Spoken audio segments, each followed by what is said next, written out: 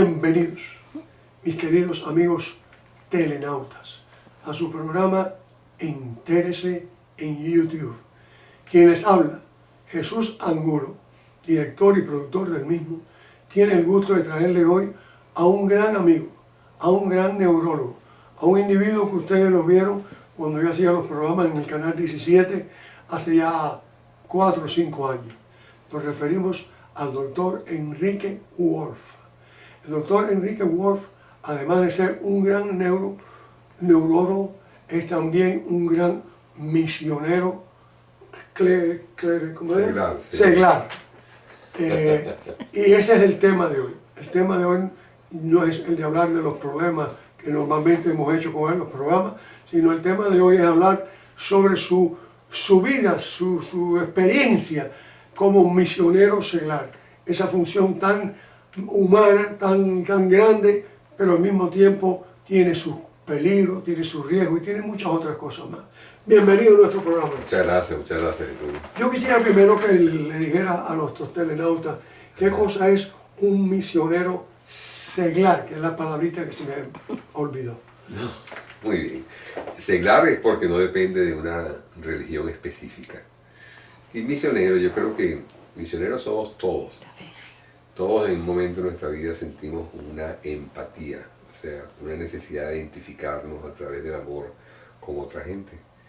Y cuando empiezas a sentir esa empatía, empiezas a sentir la necesidad de compartir lo que conoces, lo que tienes, lo que eres, con otra gente. Y sobre todo, aprenderte a conocer en las otras gente. Entonces, cuando despierta uno esta inquietud de tener la necesidad de explorar nuevas realidades, es cuando uno empieza a transformarse en misionero. La profesión que tengo me permite ser constantemente un misionero con respecto a la salud. Y oportunidades han venido presentándose para que yo pudiera tener la gran experiencia de experimentar muchas personas de diferentes edades en muchas partes del mundo. La primera vez que hubo esta inquietud misionera me agarró de sorpresa.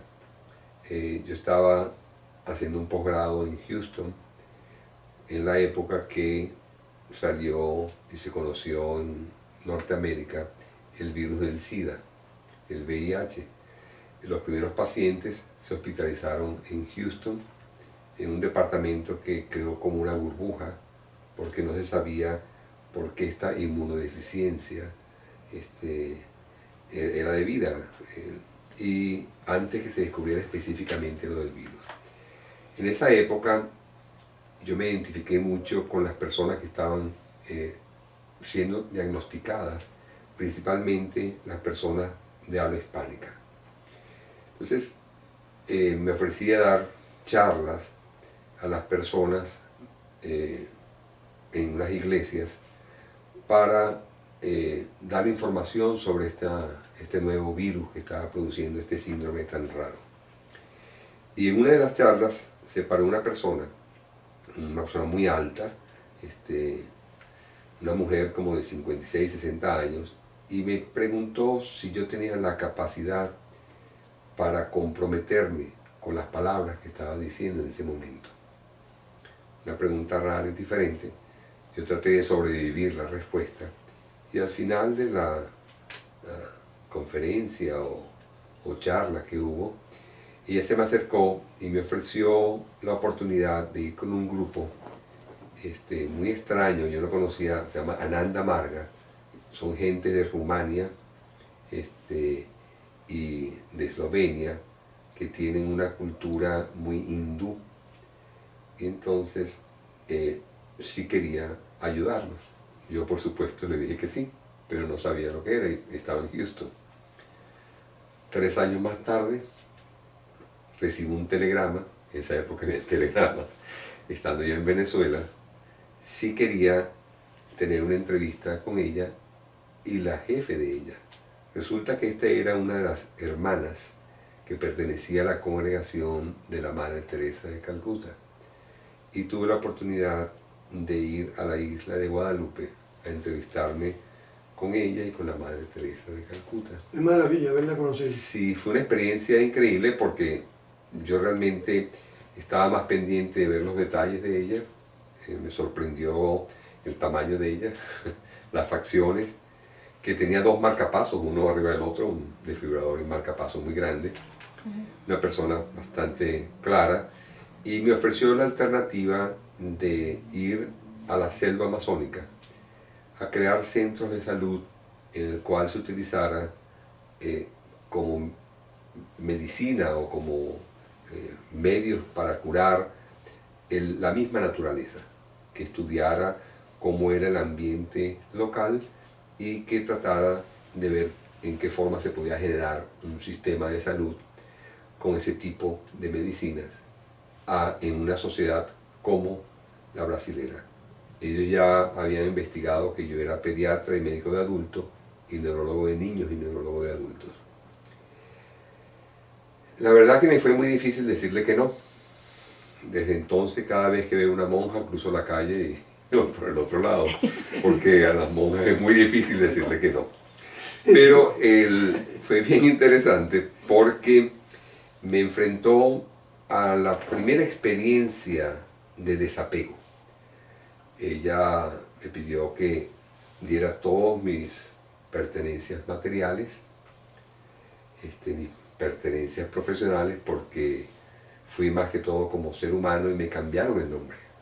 Interesante, me dieron un nombre hindú.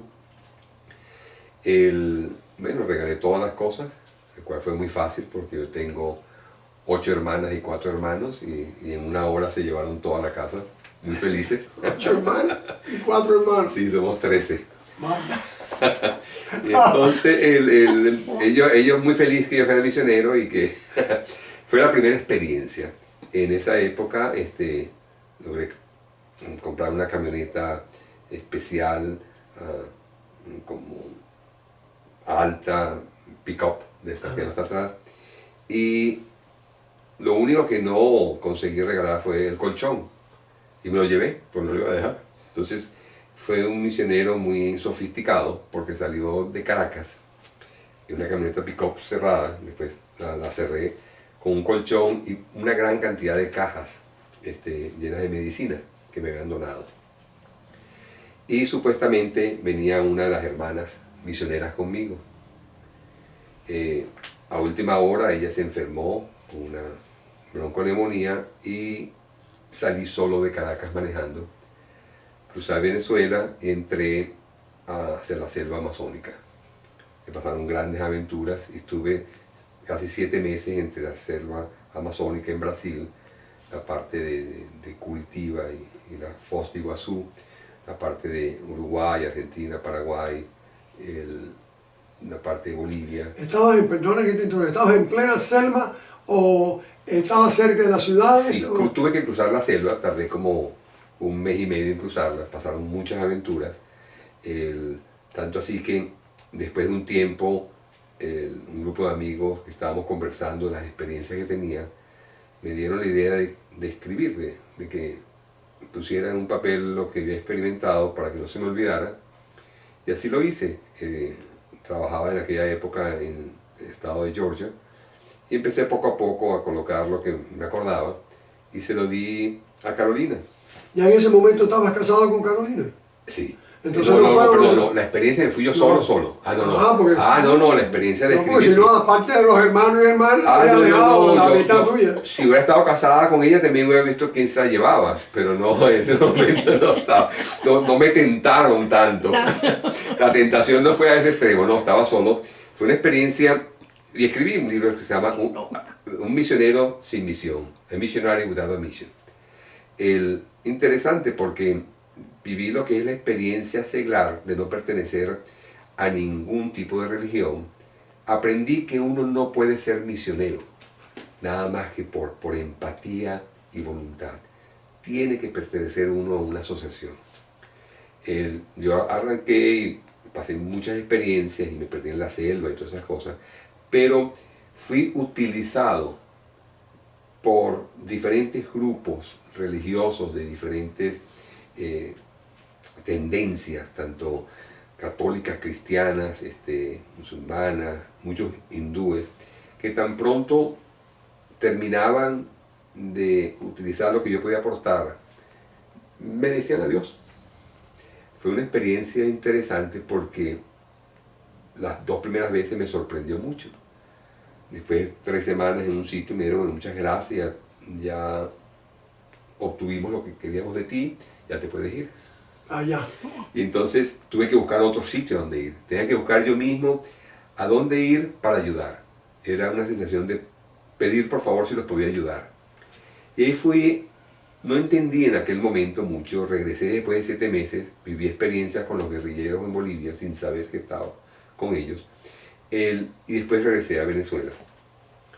Ahí fue interesante, fue yo creo que la primera vez que viví el desapego, porque uno tiene que comenzar de cero. No tenía dónde vivir, no tenía nada. Gracias a Dios, mi mamá guardó en una caja mis diplomas y esas cosas, porque si no, no hubiera tenido nada con que demostrar. Esa fue la primera experiencia en la selva amazónica y fue un cambio existencial, pero no había una conciencia de empatía misionera. El tiempo pasó y después hubo la oportunidad que la Organización Mundial de la Salud, junto con la Federación Mundial de Neurología, querían hacer un proyecto en Zambia, en África, para crear y enseñar técnicos a cómo realizar evaluaciones neurológicas y tratamientos neurológicos. Entonces me fui con ellos a un sitio en Zambia por 2 meses y viví esa experiencia de África por primera vez. Después de eso pasó un tiempo y vino otra oportunidad, una experiencia. Ya estaba con Carolina, también en Zambia, ya Carolina existía. Yo fui solo a Zambia y Carolina se quedó aquí en Venezuela. Y después hubo una oportunidad de ir hacia la China. La China y la parte, la parte oeste de la China, Pakistán, Karakorum, los Himalayas. Y fue bien fuerte. Fue una expedición con unos camiones especiales. Iban varios especialistas, sociólogos, especialistas de antropología.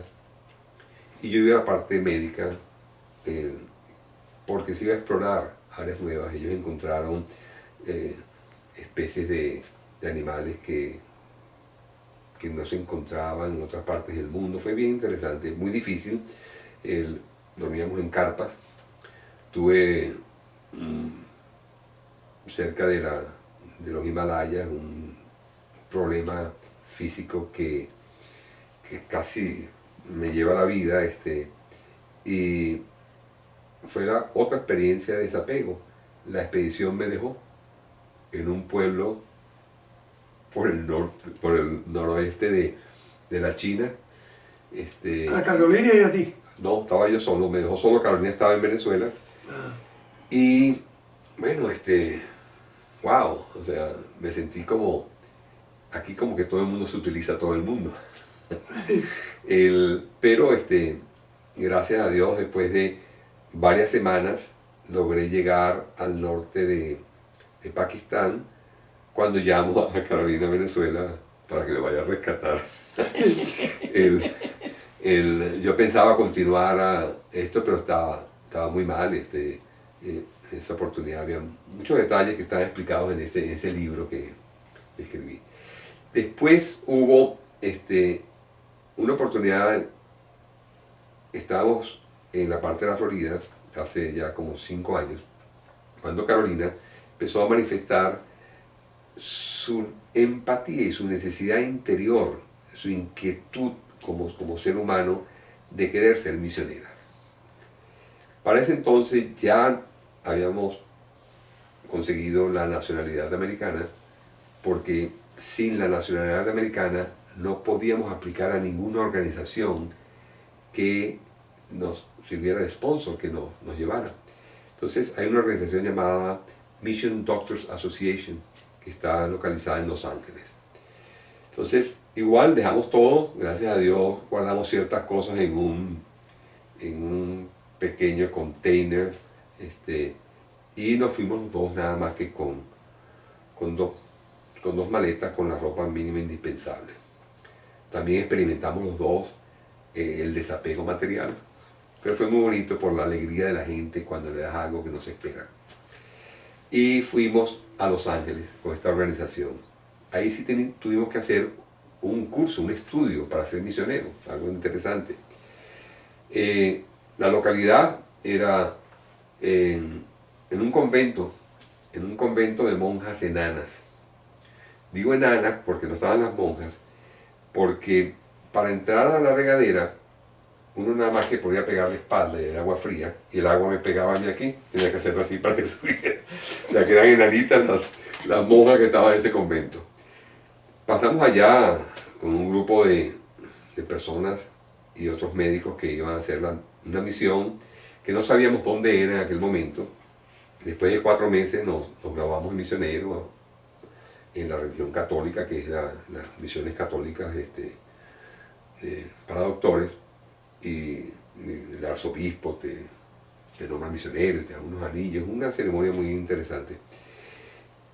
Entonces nos dijeron que íbamos a ir a Tanzania, en Alemania, un sitio con muy bajas condiciones ¿En dónde ambiental, en el centro, en el sur de Tanzania, en África. Entonces fuimos allá, cerca de eso había un convento de padres, y a través de ellos entonces llegamos al sitio, a la parte médica, y difícil porque cuando llegamos aprendimos de que ellos no querían de nosotros que lo ayudáramos, lo que querían era la conexión para que sirviéramos de trampolín para ellos buscar dinero en otras asociaciones. ¿Quiénes eran esos, las tribus? La gente ¿Eran tribus o eran pueblos? Eran pueblos. ¿Pueblos de cuántos habitantes más o menos? Bueno, había unos pueblos, en unos de 800, otros de 1200, otros de 2000, porque son como aldeas entre unas y otras, con centros médicos bastante primitivos y con la parte de una iglesia grande, típica de los misioneros. Y vimos la experiencia de no dejarse ayudar. ¿No habían blancos ahí? Los únicos éramos nosotros. Eso fue interesante, nos llamaban Unzungu. Unzungu es como negro. Entonces, epa negro, así nos decían. Interesante porque ahí es donde sientes la protección que tiene uno cuando decide tomar el riesgo, como tú mencionaste, o aventurarnos a experimentar el amor en los otros, de reflejarnos en los otros, de aprender a descubrir la divinidad en nosotros, que es igual a la divinidad que tenemos nosotros, y canalizar todas las emociones. Uno aprende a reír con algo de lágrima en la sonrisa, empieza a tratar de mantenerse alegre ante el sufrimiento y la muerte. Pero Carolina, que iba a ayudar como maestra, le fue muy difícil y muchas reacciones para ayudar.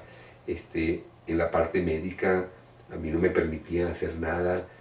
Fue bien luchando. Por lo que me perdona, voy a interrumpirlo porque yo conozco un poco de eso y quiero que ustedes conozcan, porque yo lo veo desde otro punto, ¿no? Lo que a ustedes más les interesa inmediato. Por ejemplo, ¿habían curanderos en esos grupos? Sí, el curandero es el fuerte. Según tengo entendido, la lucha contra el curandero para que te permitiera curar a los enfermos fue difícil. Sí. Aparte de eso, los técnicos de medicina, allá en esa parte de África hay técnicos de medicina que hacen una medicina quirúrgica bastante ruda, como tipo de guerra. Si tienes una lesión en la pierna se te amputa, ese tipo de cosas. Muy celosos y no te permitían. Y nos fueron utilizando, y una sensación como de humillación constante y de desprecio tan intensa, de que Carolina lo único que lograba hacer era ayudar a la gente a cargar sacos y poner las harinas en ciertas bolsas, y muy complicado. Y uno también pasaba días donde trataba de buscar las alternativas. Ese era el mismo lugar donde no había agua. Ese es el sitio donde no había agua. Bien interesante porque el agua era marrón. Color marrón. Es marrón, entonces teníamos una especie de filtros ahí creados, porque tomados al final, por más que la filtraban un poco, el agua era marrón, y con unos baldes tratábamos de lavar la ropa y buscar la forma de Y bañar. para tomar esa agua también. La tomábamos así, sí. Y tengo entendido por lo que me has dicho anteriormente que tenían que salir de ese pueblo muy lejos, a un pozo que les quedaba lejos. O sea, el lugar donde encontraban el agua tampoco lo tenían cerca. No cerca, sí. Era un río que pasaba y se bombeaba el agua. Y también se agarraba el agua de la lluvia cuando llovía en la época. Sí, son niveles, uno realmente para poder estar en contacto con la realidad hay que vivir su realidad. Entonces dormíamos en una camita de madera y con unos mosquiteros que agarramos con una bolsa con piedras para que llegaran así. Nos dio malaria varias veces, en 3 oportunidades nos dio. Aunque estuviera incurado. Tomábamos preventivo, nos dio malaria. Y así te dio la malaria. Sí, porque es muy fuerte. Y dentro de la asociación teníamos que ajustarnos a vivir con el presupuesto equivalente a $50 al mes. Entonces prácticamente comíamos muy poco, comíamos todo lo que crecía, lo picábamos y lo tratábamos de comer. Y bueno, pasamos por eso, tratamos de ayudar y pasamos también al país de Kenia, estuvimos en Tanzania y en Kenia. Y después de varios años... ¿Y todo eso fue durante el ELMA? La parte hubo varios saltos epidémicos de los virus del ébola y estas cosas así, de la fiebre hemorrágica en varias partes. Mucha de la gente que conocimos en esos sitios tenía no solamente el SIDA, tuberculosis, sino también morían de estos brotes epidémicos de enfermedades virales que no llegaban a ser anotadas por las estadísticas locales porque la gente vive en una condición muy básica, donde la calidad de la salud depende de una supervivencia. ¿Hay escuelas? Hay escuelas muy lindo porque hay una gran cantidad de niños y las escuelas son muy lindas y las maestras son muy lindas y manejan muy bien la educación y los niñitos, muchísimos. Para nosotros era apasionante pasar porque salían todos los niños corriendo a ver los mzungus, a los negros, a los blancos. Los blancos eran los negros y los sí, éramos los únicos. Y los negros eran los blancos. Sí, y tenemos que hablar un idioma, y ese idioma local, suajili, para ellos era muy fácil decir Carolina. Entonces, cuando pasábamos, oíamos Carolina, Carolina, Carolina, por todas partes venían los niñitos corriendo. Se llegaba cerca de nosotros, nos jalaban los pelos constantemente, les jalaban el cabello a ella, y eran cientos de cientos alrededor, y como muestra de aceptación nos escupían. Entonces, como muestra de aceptación. Sí, te escupen. O sea, de escupir a una persona es que te quiere. Sí, te escupen y te ponen la mano, te escupen, sí. Sí, entonces, por eso mismo no hay cosas buenas. Las cosas no son buenas ni malas, sino son positivas o negativas. Pero son circunstancias que uno aprende a manejar. Una sensación de paz y de seguridad dentro de lo impredecible. Nosotros nos movíamos por sitios y veredas que salíamos horas y horas a caminar y nunca nos sentimos la sensación de sentirnos acosados o con peligro, a pesar de que pasaba eso. Veíamos muchas cosas que no estábamos de acuerdo y teníamos que dejar pasar. La educación de los muchachos adolescentes a plan de machete, o sea, y lo presenciamos y no puedes hacer nada. Esa es su cultura y uno no va a tratar de confrontar o comparar, uno va a tratar de canalizar lo que ellos son con lo que nosotros somos, a ver si esa canalización en conjunto nos lleva a algo en común que podamos... ¿Viste entonces la violencia de padres con niños? Sí, eso es parte de su cultura normal. ¿Y del hombre con la esposa? Total. Sí, porque hay una sensación de machismo y de posesión hasta en las organizaciones religiosas y políticas. El hombre... ¿Qué religión esclaviza. impera allí? La católica. La católica bastante viciada, por desgracia. Muchos grupos de otras religiones cristianas de Canadá, del norte de Europa, se encuentran uno en muchas partes. Misioneros esos clásicos, conocimos misioneros clásicos tipo españoles con las barbas grandes que viven metidos por 30, 40 años en sitio ayudando a la gente. Hay esa fascinación de encontrarse gente Definitivamente extraordinaria. es una gran experiencia. Sí, es una experiencia. ¿Volverías a esa experiencia? Yo creo que ahora he aprendido a vivir esa experiencia en el medio donde estoy. Aunque mi mente y mi corazón tengan la empatía de lanzarme, mi cuerpo no me acompaña mucho. Eso espero, porque Y eso de francamente... dormir Y no solo, porque al igual que ahí existe la violencia del hombre a la mujer, sería una violencia, yo creo, tuya hacia Carolina, volverla a meter en un mundo que será el mejor del mundo para ayudar, se sentirá humanamente uno lo mejor, pero verdad que el trato que recibe es espantoso, no agradecen. No. Bueno, señores, ¿qué quisiéramos más? Y vamos a traerlo, porque ya lo tenemos aquí en Miami. Tenemos al doctor Wolf aquí en Miami y el tema no solo será misiones, el tema será en general. Es un hombre sabio en neurología, en pediatría, en medicina para las personas mayores. En fin, lo vamos a disfrutar aquí, si Dios quiere, nos da salud a él y a mí. Así que hasta la próxima. Dando las más expresivas gracias al doctor Wolf, queda de ustedes Jesús Angulo.